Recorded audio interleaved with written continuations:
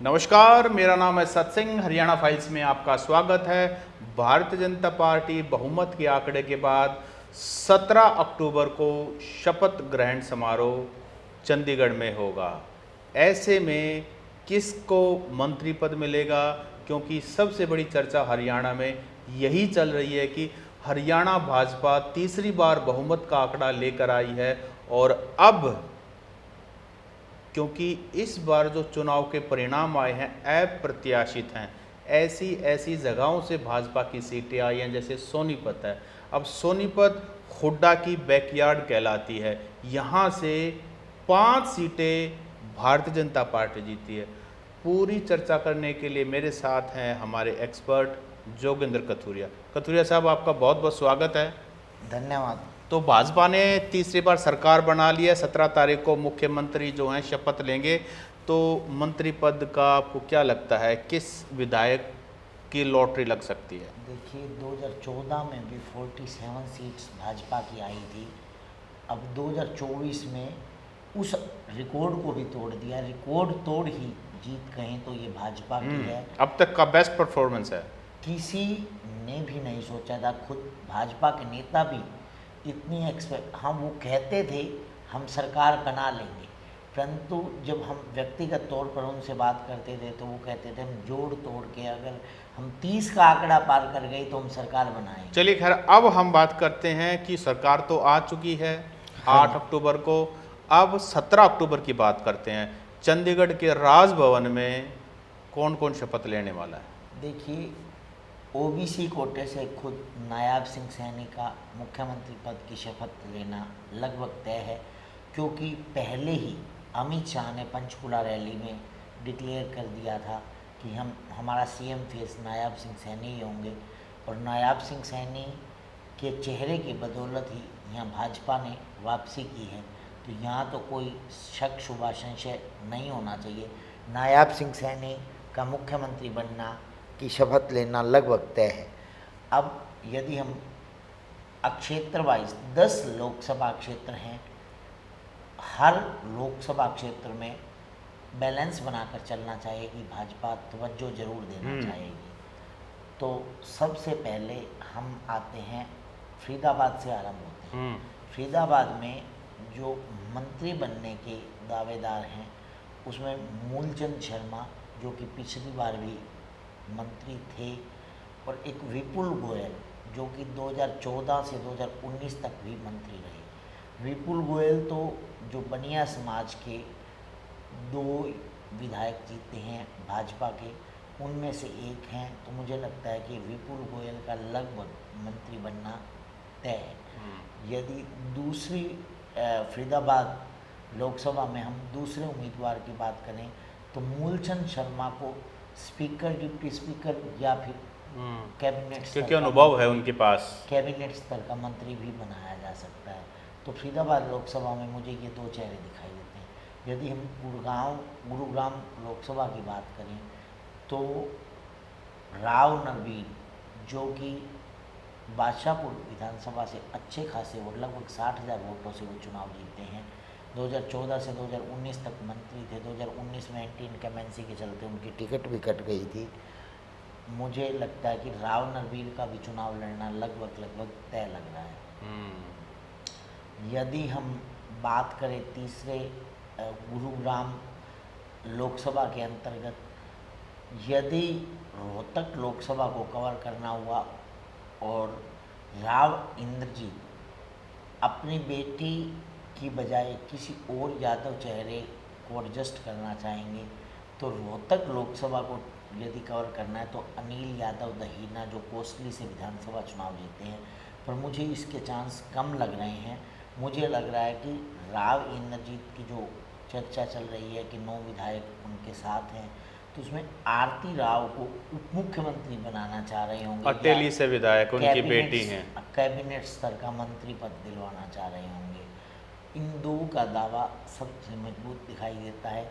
यदि किसी SC candidate को एडजस्ट करना हुआ तो पहले भी जो बावल के विधायक थे, या फिर पटौदी से विमला चौधरी जो जीती हैं, या फिर बावल से अब किशन कुमार जीते हैं, इन दोनों में से किसी एक को एडजस्ट किया जा सकता है। मुझे अहीर वाटी में से तो केवल यही संभावना है। हाँ, लक्ष्मण यादव का भी दावा मजबूत बनता है। पिछली बार कोसली से अच्छे खासे मार्जिन से चुनाव जीते थे, अब रेवाड़ी से जीते हैं और उन्होंने जो एक स्वयंभू उप मुख्यमंत्री को चुनाव हराया है। चिरंजीव राव ने पहले ही दावा किया था कि हमारी सरकार बनेगी और मैं उप मुख्यमंत्री बनूंगा, तो मैं इसलिए चिरंजीव राव को स्वयंभू मुख्यमंत्री का दर्जा दे रहा हूँ। उन्होंने एक स्वयंभू मुख्यमंत्री को हराया और बड़े मार्जिन से चुनाव हराया है, इसलिए मुझे लक्ष्मण सिंह यादव, जो कि दाहिना हाथ माने जाते हैं अहीर वाटी में राव इंद्रजीत का। हम भिवानी महेंद्रगढ़ की ओर बढ़ते हैं। भिवानी महेंद्रगढ़ से मुझे लगता है कि श्रुति चौधरी या सुनील सांगवान, इनमें से किसी एक को जाट कोटे को भी पूरा करेंगे और भिवानी महेंद्रगढ़ कोटे को भी पूरा करेंगे। पर मुझे श्रुति चौधरी के चांस इसलिए कम दिखाई देते हैं क्योंकि उनकी माता जी राज्यसभा ऑलरेडी है, उन्हें शायद अगले चुनावों से पहले तो सुनील सांगवान का नंबर जो दादरी से विधायक है उनका नंबर भी हो सकता है मुझे कैबिनेट लग रहा स्तर है के कि मंत्री का। उन्हें जेल अधीक्षक का हाँ, बहुत उनका ही अनुभव है। है, तो जेल मंत्रालय भी दिया जा सकता है उन्हें। तो मुझे लग रहा है कि सुनील सांगवान या श्रुति चौधरी, इनका दावा बहुत मजबूत बनता है। वैसे घनश्याम श्राफ भी पूर्व में मंत्री रहे हैं, परंतु उनको बीच में हटा दिया गया था। टिकट भी बहुत मुश्किल मिला और फिर वो चुनाव जीते। वहाँ उनके जो विरोधी वोट है वो कई जगह बंटने के कारण वो चुनाव जीत पाए। यदि हम आगे बढ़े सिरसा लोकसभा में, सिरसा लोकसभा में मुझे कृष्ण बेदी, जो कि नरवाना के विधायक हैं, सिरसा लोकसभा को भी कवर करेंगे, जींद जिले को भी कवर कर लेंगे। पूर्व में मंत्री भी रहे हैं, उन्हें मनोहर लाल का करीबी माना जाता है। मनोहर लाल ने उन्हें अपना राजनीतिक सलाहकार भी बनाया था। उसके बाद वाल्मीकि समाज से बिलोंग करते हैं कृष्ण बेदी, वो अपने समाज को भी प्रतिनिधित्व देंगे। सिरसा और फ्यूचर में जो सिरसा लोकसभा भाजपा का कमज़ोर क्षेत्र माना जाता है, इस बार भी बहुत बड़े मार्जिन से सिरसा में कांग्रेस जीती, कुमारी शैलजा जीती। तो कृष्ण बेदी को भविष्य में सिरसा लोकसभा से चुनाव लड़वाने की भी एक सोच हो सकती है भाजपा की, तो मुझे लगता है कि कृष्ण बेदी को मंत्री बनाया जा सकता है। यदि हम हिसार लोकसभा की बात करें, हिसार में रणबीर गंगवा, जो कि इस बार नलवा छोड़कर बरवाला से चुनाव लड़े थे, मुझे लगता है रणबीर गंगवा को या तो स्पीकर पद, पिछली बार वो डिप्टी स्पीकर थे, उनका प्रमोशन किया जा सकता है, या फिर उन्हें कैबिनेट स्तर का, उन्होंने इच्छा भी जाहिर की है कि मैं इस बार स्पीकर या डिप्टी स्पीकर नहीं बनना चाहता, मैं कैबिनेट स्तर का मंत्रालय चाहता हूँ। तो देखिए, ओबीसी कोटे को पूरा करने के लिए, हिसार लोकसभा को प्रतिनिधित्व देने के लिए मुझे लगता है कि रणबीर गंगवा को मंत्री बनाया जा सकता है। यहाँ जो नलवा के विधायक हैं रणधीर पनिहार, कुलदीप बिश्नोई का करीबी माना जाता है, कुलदीप बिश्नोई उनकी भी पैरवी कर सकते हैं यहाँ पर। बाकी मुझे हिसार में ज़्यादा मजबूत पक्ष और किसी का नहीं लग रहा। बेशक सावित्री जिंदल ने समर्थन दे दिया हो, मुझे सावित्री जिंदल को मंत्री बनाती नहीं दिख रही बात, क्योंकि उनके बेटे खुद भी सांसद हैं, वो विधायक चुनी गई हैं। तो मुझे लग नहीं रहा, मुझे रणबीर गंगवा का दावा सबसे मजबूत दिखाई दे रहा है। यदि हम आगे बढ़ें सोनीपत लोकसभा में, सोनीपत लोकसभा में कई दिग्गज चेहरे जीते हैं। कृष्णा गहलावत पूर्व में मंत्री रही हैं। हाँ, कृष्णा गहलावत का बड़ा इम्पोर्टेंट, राय से सोनीपत से सीट निकालना बड़ी बात है। तो एक और सोनीपत लोकसभा में कृष्ण मिड्ढा जींद शहर से, जींद जिले को प्रतिनिधित्व करेंगे, पंजाबी समाज का प्रतिनिधित्व करेंगे और सोनीपत लोकसभा का भी प्रतिनिधित्व करेंगे। कृष्ण मिड्ढा का भी दावा मजबूत लग रहा है। उसके बाद दादा राम कुमार गौतम, हाँ, सफेद दोषी विधायक, पिछली बार उन्होंने चमत्कार ही हो गया, वो उन्होंने नारनौल से सीट बदली और जीत भी गए। देखिए, इसकी एक्सपेक्टेशन किसी को भी नहीं थी। शुरुआत थी जब रुझान थे, सर्वे थे, काफ़ी पिछड़ रहे थे दादा राम कुमार गौतम। एक अरविंद कुमार शर्मा जो कि गोहाना से। पूर्व के सांसद हैं, शायद हम्म। 4 बार के सांसद हैं। 2 बार तो शायद मुझे लगता है वो करनाल से जीते। 2 बार करनाल से, एक बार सोनीपत से, एक बार रोहतक रोहतक से। और विधायक चुने गए हैं इस बार गोहाना से। मुझे लगता है कि अरविंद कुमार शर्मा का भी दावा काफ़ी मजबूत लग रहा है। अरविंद कुमार शर्मा और राम कुमार गौतम, मूलचंद शर्मा और शक्ति रानी शर्मा, इन चारों में से 2 का तो 100% मंत्री बनना तय है। एक की ओर लॉटरी लगेगी। मुझे नहीं लगता कि चौथा आदमी भी। इसमें मुझे लग रहा है कि अरविंद कुमार शर्मा और मूलचंद शर्मा का दावा मजबूत है। दादा राम कुमार गौतम या शक्ति रानी शर्मा में से किसी एक को एडजस्ट किया जाएगा। तो कोशिश ये की जाएगी कि सभी कास्ट से जो हैं विधायक लिए जाएं, ताकि एक किस तरह का सामंजस्य बिठाया जाए। सोशल इंजीनियरिंग की माहिर मानी जाती है भाजपा पार्टी। क्षेत्रीय संतुलन भी बनाना चाहती है, जातिगत संतुलन भी बनाना चाहती है, जिलेवार संतुलन भी और बनाना चाहती नए है। और पुराने का मिक्स भी, महिलाओं को भी जगह देना चाहती है। महिलाओं को कम महिलाओं से का कम- कोटा क्या रहेगा? देखिए, महिलाओं में शक्ति रानी शर्मा, श्रुति चौधरी या कृष्णा गहलावत, इनमें से तीनों में से एक का मंत्री बनना तय है। दो को भी मंत्री बनाया जा सकता है, 2 महिलाओं को भी मंत्री बनाया जा सकता है। मुझे लगता है कि एक कम से कम इन तीनों में से जरूर मंत्री। यदि हम आगे बढ़ें, कुरुक्षेत्र लोकसभा से खुद मुख्यमंत्री प्रतिनिधित्व करते हैं। कैथल जिले में तो इस बार बुरा हाल था। कैथल जिले में भाजपा केवल पुंडरी सीट ही जीत पाई है, मुझे जहाँ तक ध्यान आ रहा है। कैथल सीट भी हार गए, गोला सीट भी हार गए, कलायत सीट भी हार गए, केवल पुंडरी सीट जीतने में कामयाब हुए हैं। पुंडरी में भी जो वोट्स का बंटवारा, विपक्षी वोट्स का बंटवारा कई जगह होने से, जो सतपीर भाणा जिसको पिछली बार चुनाव लड़े कांग्रेस से, इस बार कांग्रेस ने टिकट नहीं दी, वो मामूली अंतर से चुनाव हारे हैं। यदि हम आगे बढ़ें, करनाल में मुझे लगता है कि यदि सबसे पहले मंत्री पद मिलने की बात आएगी तो महिपाल ढांडा, पानीपत ग्रामीण, जो कि पानीपत जिले को प्रतिनिधित्व देंगे, रिप्रेजेंट करेंगे, और हरविंदर कल्याण घरौंडा, जो कि करनाल जिले और करनाल लोकसभा का पार्ट है। मुझे लगता है करनाल से 2 मंत्री पद मिलता है तो मुझे हरविंदर कल्याण, जो कि तीसरी बार विधायक बने हैं और रोड बिरादरी को प्रतिनिधित्व करते हैं। देखिए, रोड बिरादरी को प्रतिनिधित्व देने के लिए 2 ही ऑप्शन है, पुंडरी के विधायक और एक हरविंदर कल्याण। हरविंदर कल्याण सीनियर भी हैं, मनोहर लाल के करीबी भी माने जाते हैं, नायब सिंह सैनी के भी करीबी हैं। तो मुझे लगता है कि यहाँ हरविंदर कल्याण को मंत्री बनाया जा सकता है, भले ही वो कैबिनेट स्तर का दर्जा ना मिले, राज्य मंत्री बनाया जाए। यदि हम अम्बाला लोकसभा की बात करें तो अम्बाला, सबसे पहले अनिल विज का ही नाम आता है। अनिल विज का नाम आता है। पंजाबी समाज को भी प्रतिनिधित्व मिलेगा। अनिल विज के अल्टर में घनश्याम अरोड़ा हो सकते हैं, यमुनानगर के विधायक है, तीसरी बार विधायक बने हैं, पंजाबी समाज को प्रतिनिधित्व देते हैं। यदि हम शक्ति रानी शर्मा भी इस दौड़ में शामिल हैं, क्योंकि कार्तिकेय शर्मा ने तुरंत मुलाकात की थी शीर्ष नेतृत्व से, जो कि राज्यसभा सांसद हैं, पर वही बात अड़चन में आती है कि बेटा सांसद और माँ को मंत्री बनाया जाए। तो इसलिए मुझे यहाँ डाउट हो रहा है कि शक्ति रानी शर्मा को अब वर्तमान में मंत्री पद मिले। हाँ, भविष्य में जब सीट खाली होगी कार्तिकेय शर्मा की, तब विचार किया जा सकता है शक्ति रानी शर्मा के नाम पर।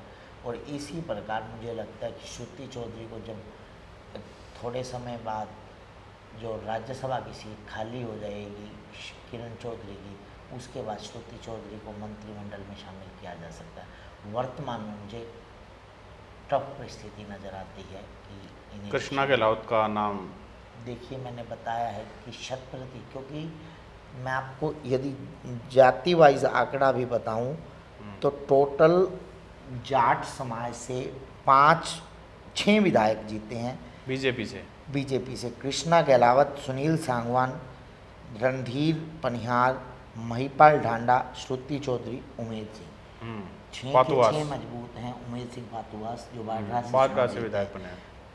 देखिए टोटल 48 विधायक है, 3 निर्दलियों ने भी समर्थन दिया, हम 48 ही मान रहे हैं। तो निर्दलियों को कोई तो एडजस्ट करेंगे? 14 मुख्यमंत्री को मिलाकर मंत्री बनाया जाएगा। उसके बाद एक पद है यहाँ पर स्पीकर का और एक डिप्टी स्पीकर का। मुझे लग रहा है कि 16 हर 3 विधायकों पे एक पद मिलना है। तो जैसे जाट समाज से टोटल 6 विधायक बने हैं, केवल 2 ही मंत्री बन पाएंगे। तो इसमें जातीय भी क्षेत्रीय भी सभी संतुलन बनाने हैं। तो 2 मंत्री पद मुझे लगता है कि जाट समाज को भाजपा दे। महिपाल ढांडा का बनना तय है। बाकी के 5 विधायकों में से एक विधायक, चाहे वो कृष्णा गहलावत हों, चाहे वो सुनील सांगवान हो, किसी को भी इनमें से एडजस्ट। ब्राह्मण समाज में इस बार भाजपा से शक्ति रानी शर्मा, अरविंद शर्मा, रामकुमार गौतम, देवेंद्र अत्री, मुकेश शर्मा, गौरव गौतम और मूलचंद शर्मा। मुझे मूलचंद शर्मा और अरविंद शर्मा का दावा मजबूत लग रहा है। अगर तीसरा नाम हुआ तो वो दादा रामकुमार गौतम को एडजस्ट किया जा सकता है। बनिया समाज से?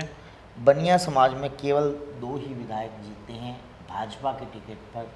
तीसरी सावित्री जिंदल ने समर्थन दिया, तो मुझे विपुल गोयल का दावा सबसे मजबूत लग रहा है। यदि हम पंजाबी समाज की बात करें तो निखिल मदान सोनीपत से जीते हैं, किशन मिड्डा जींद से जीते हैं। विनोद भ्याना का नाम हम मिस कर गए हैं। विनोद भ्याना का भी मंत्रिमंडल में मजबूत दावा है, जो हांसी से विधायक है। कई बार के विधायक हैं हांसी से, और बहुत बड़े मार्जिन से इस बार हांसी से चुनाव जीते हैं। अनिल विज, घनश्याम दास अरोड़ा, जगमोहन आनंद, प्रमोद विज और दिनेश अदलखा, ये 8 विधायक जो पंजाबी समाज से भाजपा की टिकट पर जीते हैं। यदि हम गुर्जर समाज से बात करें तो तेजपाल तंवर, मनमोहन भडाना, सतीश कुमार फागाना और राजेश नागर। मुझे लगता है फरीदाबाद से यदि किसी गुर्जर को एडजस्ट करना हुआ तो राजेश नागर, जो कि लगातार दूसरी बार जीते हैं। कृष्ण पाल गुर्जर का अल्टरनेट यदि भाजपा भविष्य में ढूंढ रही है तो राजेश नागर हो सकते हैं। उन्होंने ललित नागर को चुनाव मैदान में पटकनी दी है। मजबूत नेता हैं, तिगांव से जीते हैं। तिगांव पहले कभी कृष्ण पाल गुर्जर की सीट हुआ करती थी, वहीं से अब लगातार दूसरी बार राजेश नागर ये चुनाव जीते हैं। तो मुझे राजेश नागर का दावा मजबूत लग रहा है। तेजपाल तंवर भी दूसरी बार चुनाव जीते हैं, 2014 से 2019 तक विधायक रहे हैं। तो तेजपाल तंवर को यदि बनाते हैं, गुड़गांव लोकसभा के अंतर्गत आएंगे, तो गुड़गांव लोकसभा में मुझे राव नरवीर का दावा मजबूत लग रहा है। तो इसलिए मुझे यहाँ पर यदि गुर्जर समाज को प्रतिनिधित्व देना है, या तो समालखा से मनमोहन भडाना या फिर राजेश नागर। पर मनमोहन भडाना को बढ़ाने का इसलिए बीजेपी फायदा नहीं देखेगी कि भविष्य में यदि लोकसभा का उम्मीदवार तैयार करना हो तो राजेश नागर को, भविष्य की सोच को देखते हुए राजेश नागर को तैयार किया जा सकता है। यदि हम यादव अहीर बेल्ट की बात करें तो राव नरवीर, ओपी यादव, कंवर सिंह यादव, आरती राव, अनिल यादव और लक्ष्मण सिंह यादव, इनमें से मुझे लग रहा है कि जो आरती राव हो सकती हैं, आरती राव हो सकती हैं, राव नरवीर हो सकते हैं। बाकी 3 मंत्री बनने अहीर बेल्ट में से काफ़ी टफ दिखाई देता है। तो यदि हम रोड समाज से मैं बता ही चुका हूँ, सतपाल जांबा और हरविंदर कल्याण 2 ही विधायक जीते हैं, इनमें से हरविंदर कल्याण का दावा मजबूत है। यदि हम बैकवर्ड में नायाब सिंह सैनी, खुद मुख्यमंत्री, राम कुमार कश्यप और रणबीर गंगवा, रणबीर गंगवा को एक्सपीरियंस है, तो मुझे रणबीर गंगवा का मंत्री बनना लगभग तय लग रहा है। SCA से भगवान दास कबीरपंथी जीते हैं। वाल्मीकि समाज से कपूर वाल्मीकि, बिमला चौधरी और कृष्ण बेदी जीते हैं, तो मुझे कृष्ण बेदी का दावा सबसे मजबूत दिखाई दे रहा है। यदि कृष्ण लाल पवार का भी नाम हम मिस कर रहे हैं, कृष्ण लाल पवार 6ठी बार के विधायक हैं, इसराना से जीते हैं। और उनका भी दावा बहुत मजबूत है। राजपूत समाज से यदि किसी एक को प्रतिनिधित्व देना हुआ तो योगेंद्र राणा, जो असंध से शमशेर गोगी को चुनाव हरा कर जीते हैं, उधर से श्याम सिंह राणा हैं, तो मुझे लगता है योगेंद्र राणा का दावा मजबूत है, क्योंकि ये पार्टी के डेडिकेटेड सिपाही रहे हैं। जिलाध्यक्ष संगठन में भी अच्छी भूमिका निभाई है, करनाल के जिलाध्यक्ष रहे हैं।